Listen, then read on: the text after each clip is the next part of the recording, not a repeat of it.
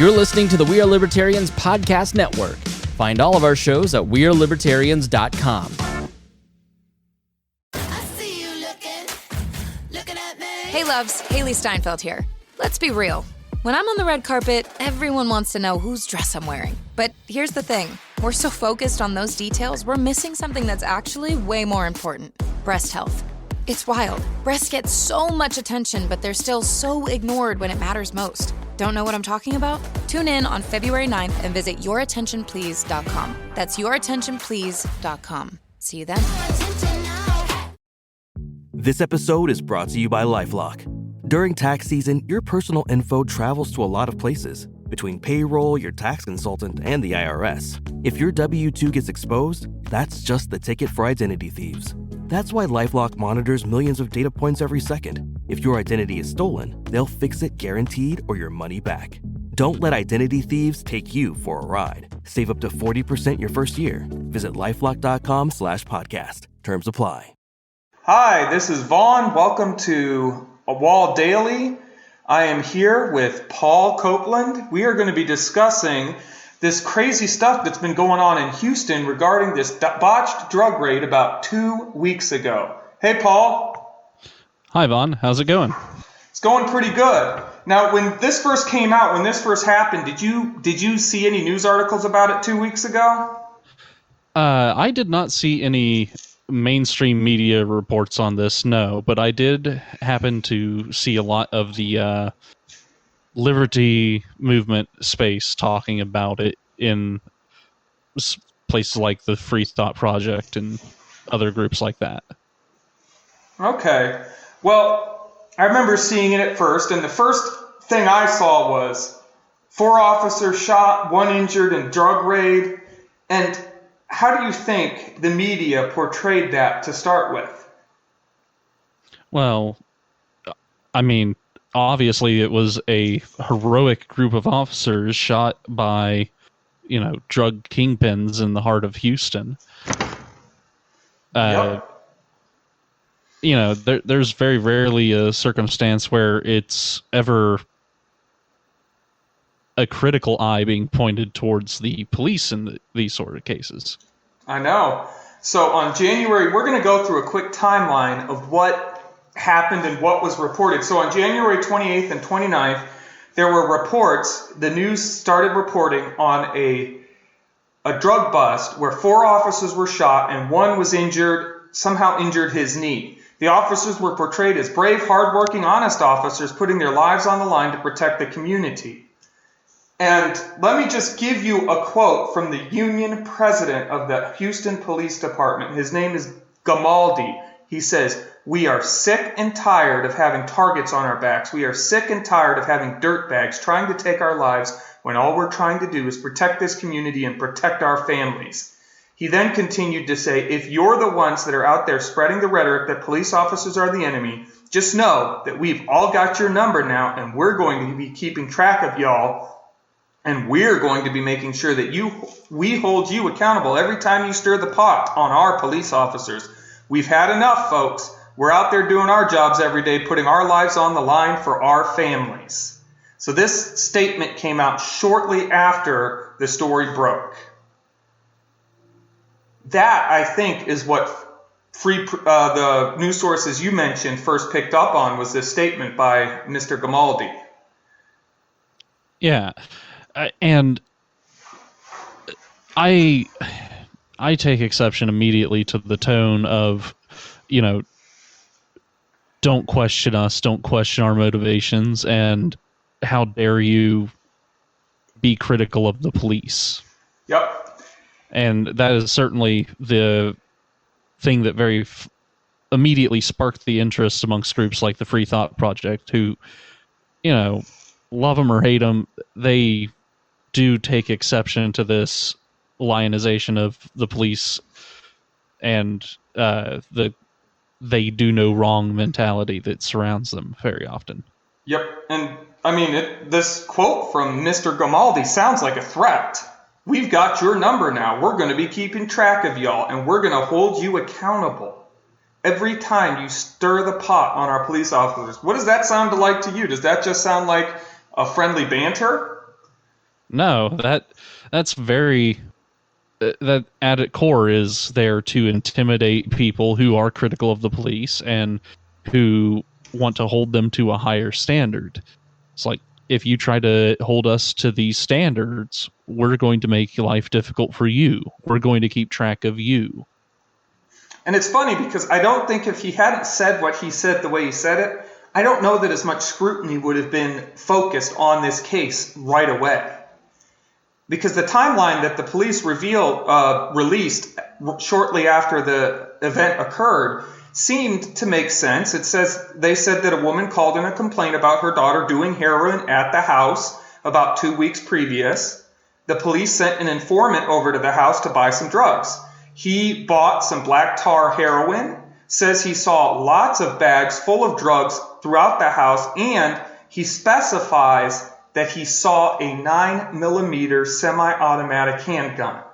Now that's very important, and we'll see why that fact that 9mm thing, that's an extremely important thing as we go through this. So they busted down the door. When they busted down the door, and this is what the police say happened, a large pit bull charged the officers and he was shot with a shotgun. Dennis Tuttle, the homeowner, then shot the officer who shot his dog. That officer fell on a couch. Regina Nicholas tried to grab the injured officer's shotgun and was immediately killed by other officers.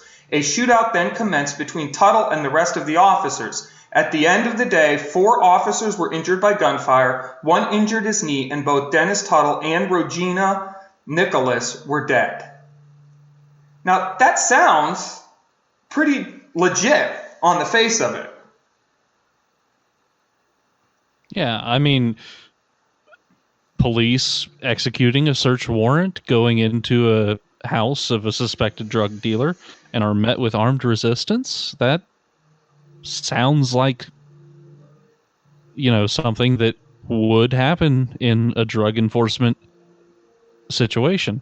Yeah. Now, the police chief, when he was asked why they did a no-knock raid, he said, well, drug dealers usually have better security systems than banks or something like that. And so we have to use no-knock so they aren't prepared and aren't ready for us when we come in there. Now, interestingly, he said that, but Mr. Tuttle didn't have a security system at all. So why would he mention the security system to justify a no-knock raid if Mr. Tuttle didn't even have one? Well, I don't know.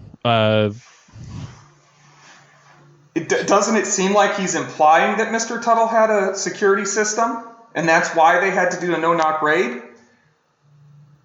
It either implies that, or it's a deliberate misdirection. Yeah, that's how I read it.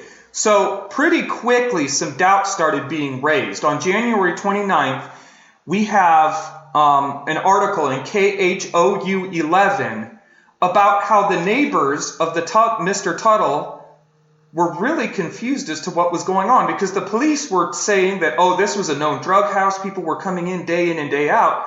However, neighbors of the couple whose house was raided expressed a lot of doubt over the way in which the couple was being portrayed in the media and the story that was being told. The neighbors said, well, they never had any company over. It was just them. There was never cars going in and out. Nobody ever went over there. Whereas the police claimed that people were going in and out all days of the night.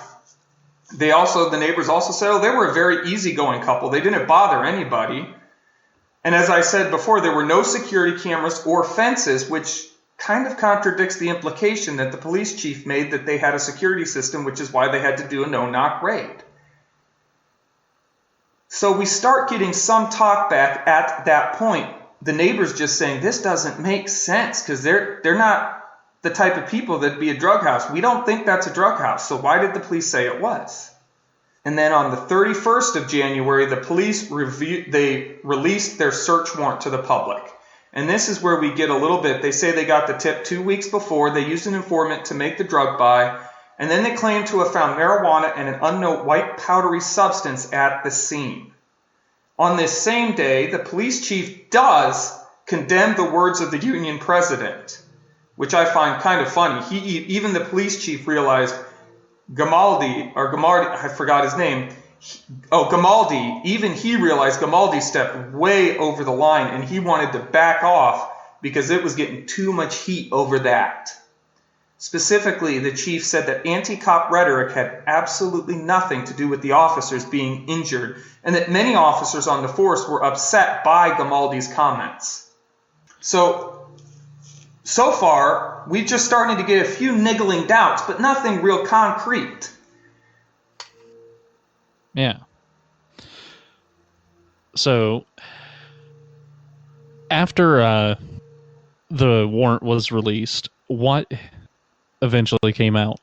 Well, after about a week of no new news, so we're talking, the warrant was released on the 31st. Well, around February 8th, things started heating up again, because now the police department released the results of the search, and they listed the things that were found in the house. They found 2 shotguns, 2 rifles, 1.5 grams of an unknown white powdery substance, and 18 grams of marijuana. Now, let me ask you, what things did they not find in there? Did you notice some things that were not found when they searched the premise? Well, I mean, they did find drugs, Yes. but they didn't find a huge amount of drugs. And Yep. I don't know about you, but I don't think drug dealers regularly have going out of business sales or run out of stock, because that's a great way to not stay in business. Yeah. And remember, the buy supposedly happened the day before. And he claimed there was a ton of drugs, specifically black tar heroin, which is what he bought. There was no heroin of any kind, even black tar, found on the premise. Also notice what wasn't found. No 9mm semi-automatic handgun was found. Because let me ask you, is a 9mm, do you think someone could mistake a shotgun or a rifle for a 9mm handgun? Generally, no. I don't think that would be something that most people... If you can tell the difference in what caliber a handgun is, you probably have a good idea what a handgun is. Yeah, I mean, he said there's a 9mm handgun there, and the only thing they found were rifles and shotguns. And then, this is also what happened. A veteran police officer was temporarily relieved of duty for something involving the search warrant on the same day, February 8th. They don't tell us what. In fact, the police department basically won't tell anybody anything. And the union president basically told everyone, well, that doesn't actually mean anything. We get suspended all the time and nothing comes of it because we're found out we didn't do anything wrong. But some news sources started telling the reporters that the investigation was leading to the conclusion that there was something seriously wrong with the search warrant, which the entire raid was based on. Now, what would happen if the search warrant was bagged? What does that mean? Well, that would mean that the officer seeking the warrant lied under oath to a judge. Well, you would think it would invalidate the entire search, wouldn't you? Well, yeah, I mean, the search would be invalid. The resulting charges, if the couple had lived through the encounter with the police, would have been thrown out by the courts. Yep. So now, and then recently we got some more news. On February 15th, we started learning a little bit more about the lead officer in the case. His name is Gerald Goins. He was not the officer relieved of duty on the 7th. That was actually a second officer. But this is the guy who made the warrant, signed the warrant. At the end, I want to read 2 different accounts of Officer Goins. One from the first day, where the news reported on the original raid, and then one from this article that I'm referencing now. So we started finding out some things about this lead officer in his past that don't look so good. In 2008, he arrested a man named Otis Mallet for possession after an undercover buy. Well, 2 witnesses contradict what Goins claimed happened. They say they never saw Mallet touch or handle or move a can full of drugs, which is what Goins claimed happened and why he was arrested, this man, for selling drugs. Another witness even claimed to have seen unknown individuals twice the day before near where this can of drugs was found. $200 of the police money was initially noted as lost, but then later labeled as being used to pay an informant. So the story started to change. And then the worst part was the defense was not told about these inconsistencies in this SIP. So right now, this case is going through the appeals court. Then also, he was reprimanded for leaving evidence, which was crack cocaine, in his truck for 2 months without tagging it in a different drug bust about 6 months before the mallet bust. He was reprimanded in 1987 for telling a person, "We need to go to the gym and straighten this man to man." Now, what does that sound like to you? Oh, that sounds like somebody's getting a rough time with a police officer. Yeah, especially if you find out that Officer Goins was a competitive powerlifter. Now, if a competitive powerlifter said, "We need to go to the gym and straighten this out man to man," would you feel that was threatening? I generally find most situations involving a police officer pretty threatening, but yeah. I mean, when you got a guy who's obviously big, huge, and he says, "We need to go to the gym and straighten this out man to man," that's saying, let's go fight. So in 1992, Goins was shot after a controlled buy when he, after the buy, urinated on the side of an apartment building. When one of the residents noticed this, he accosted him for it, and Mr. Goins waved Pedro off and made a gesture indicating he was armed. Pineda then got a gun and shot him. That was the resident. The grand jury declined to press charges against Pineda. Why do you think the grand jury declined to press charges?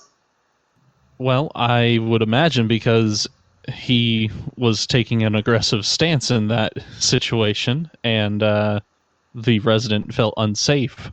Yeah. And chose to defend himself. And the resident was not aware that this was a police officer he was dealing with. Plus, the resident spoke Spanish. Goins did not speak Spanish, so there was a language barrier there as well. But does that sound like a heroic cop got shot in the line of duty type of story?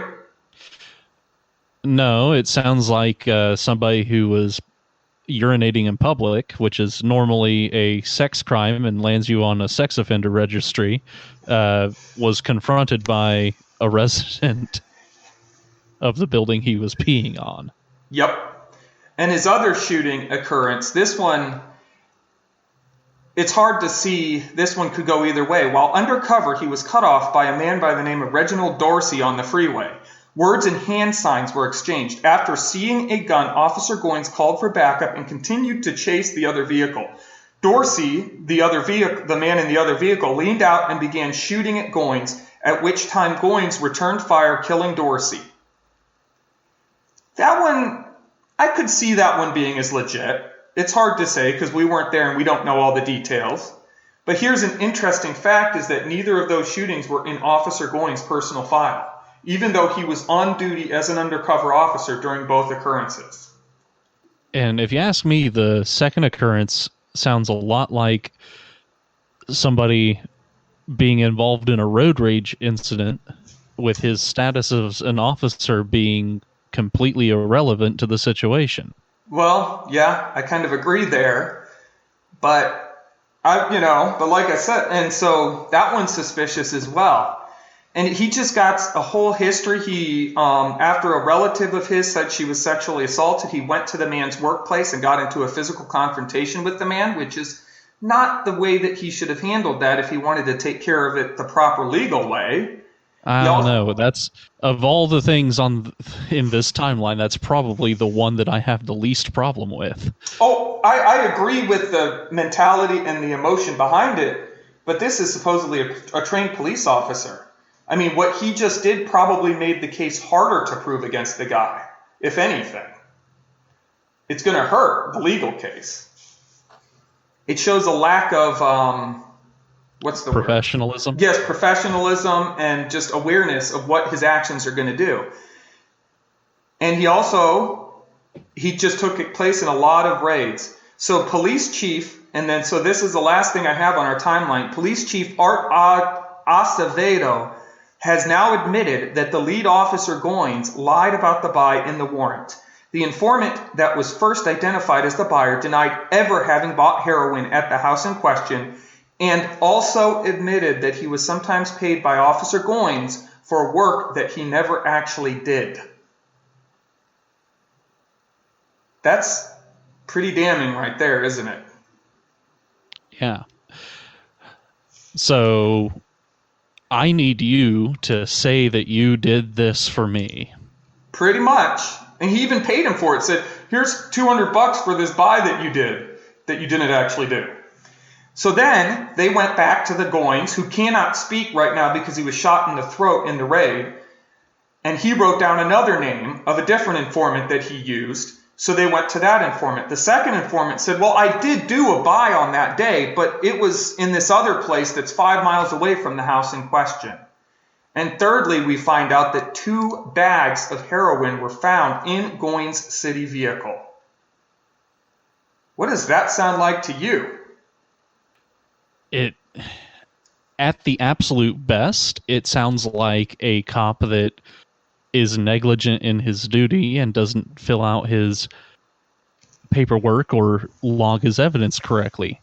Yep. At the absolute worst, it sounds like a cop that is corrupt to his core. Yeah.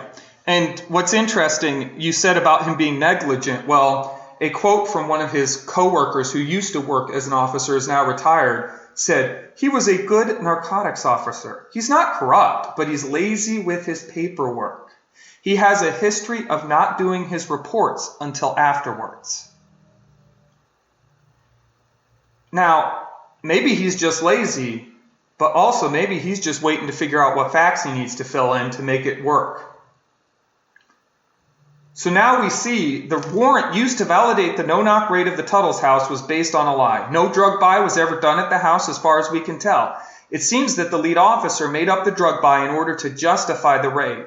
This explains why the items seen by the informant are so different than what was found in the house.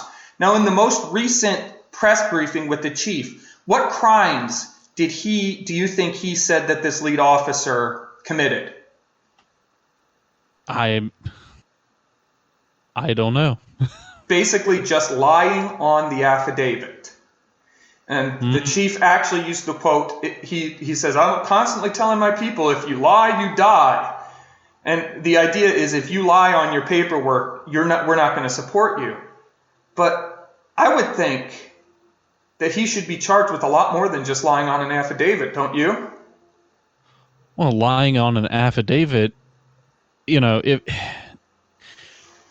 lying on the affidavit basically, to me, would invalidate any charges that you have brought against that person.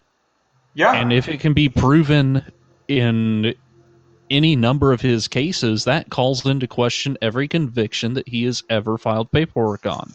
Yep. But also, I want to know, if I lied about something like that, and it were to lead to the death of a person, am I not responsible for the death of that person? Right. So, yeah, you're absolutely at fault for the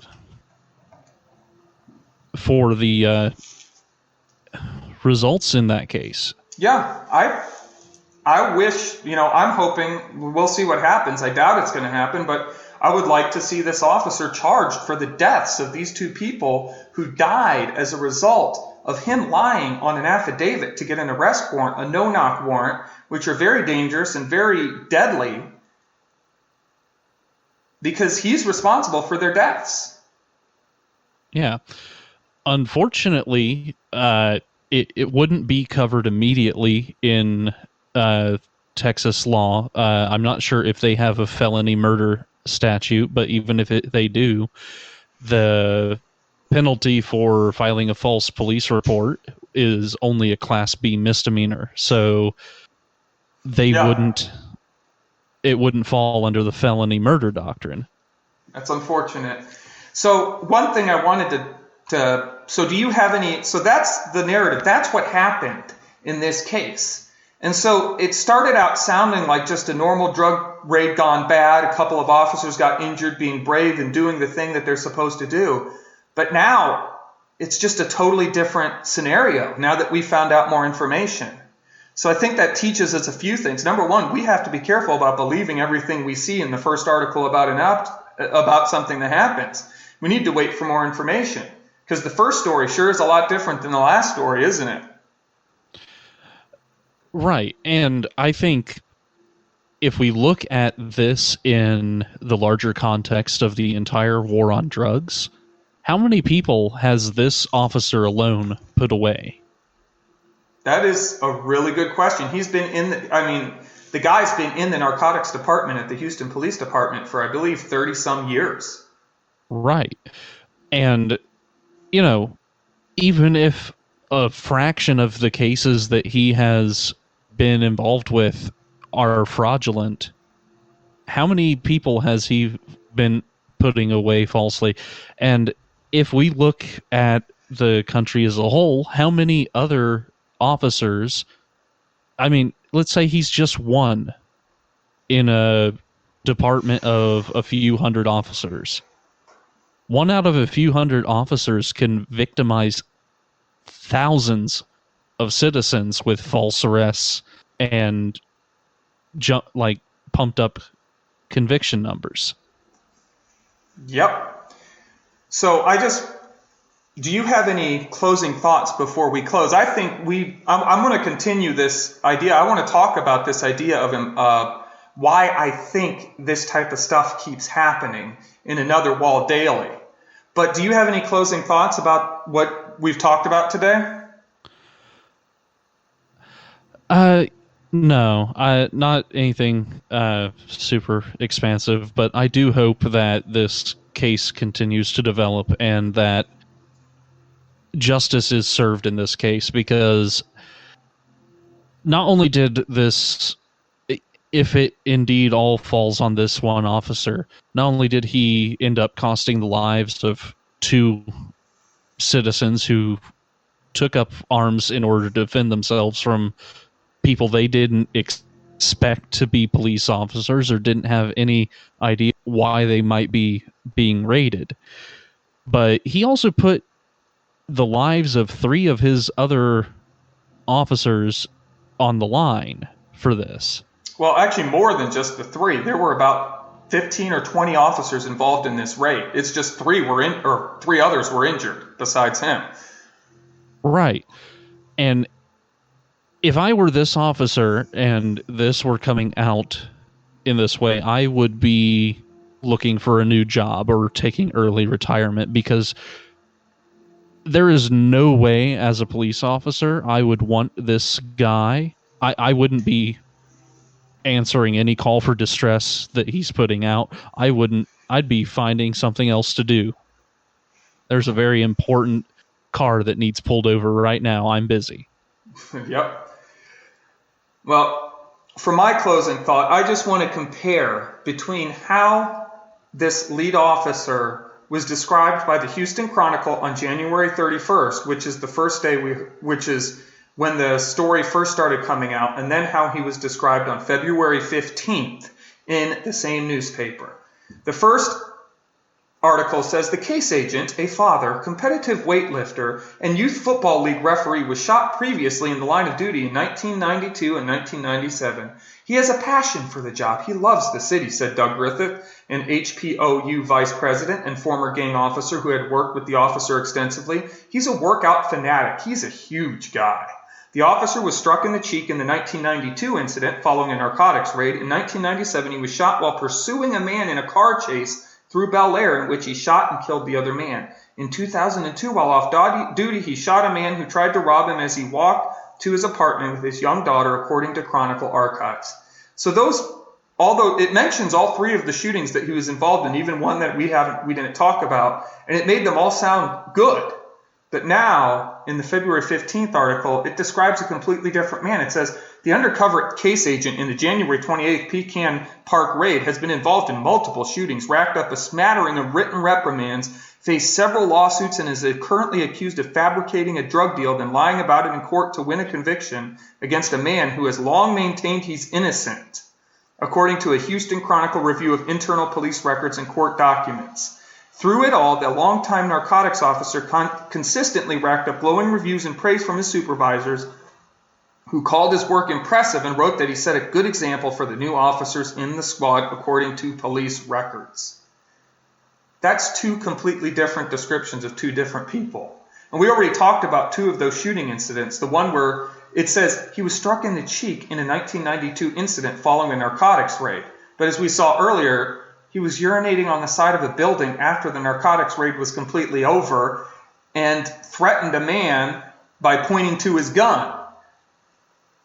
Those sound like two completely different situations. And my point, the reason I want to bring this up is we need to be careful that we don't believe what we read. And you know what? In this case, this fits. What we have seen come out fits the anti-police narrative that many of us libertarians have, doesn't it? Unfortunately so, yes. But I would also caution us that even though in this case it did live up to what many of us want to believe, we need to be careful that we also don't go to the opposite extreme and automatically believe the first accusations we hear against police officers when it turns out later that's not the case as well. So we need to be careful, no matter what we're doing, that we don't always believe the first thing we see, but wait and see what happens. Wait and see what news comes out, because a lot of times the story is going to change drastically over the years, or over even just a few weeks like this one. In 2 weeks, it went from one story to a completely different story. Well, Paul, it was great talking to you. So let's just say goodbye to our listeners, and we will see you all tomorrow. All right. See you then.